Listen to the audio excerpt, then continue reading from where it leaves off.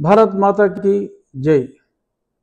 Operation Sindoor ప్రధానమంత్రి నరేంద్ర మోడీ గారు నిన్న అర్ధరాత్రి ప్రారంభించిన ఈ ఆపరేషన్ సింధూర్లో మరి భారతదేశం మొత్తం ఒకటైంది.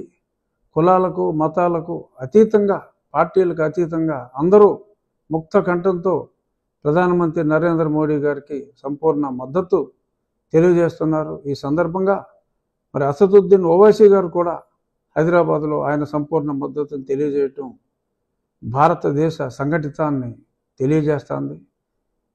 రాబోయే కొద్ది రోజుల్లో ఈ సమస్యకి, టెర్రరిజానికి పూర్తి పరిష్కారం దొరుకుతుందని ఆశిస్తున్నా.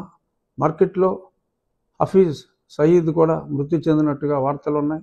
అది నిజమైనా ఇంకా కాకపోయినా ఈ ఉగ్రవాదానికి శాశ్వతంగా రాబోయే కొద్ది రోజుల్లో భారతదేశం ఉగ్రవాదానికి, పాకిస్తాన్ చేసే ఉగ్రవాదానికి స్వస్తి పలుకుతుందని మనస్ఫూర్తిగా ఆశిస్తూ జై నరేంద్ర మోడీ, జై భారత్, భారత్ మాతాకి జై.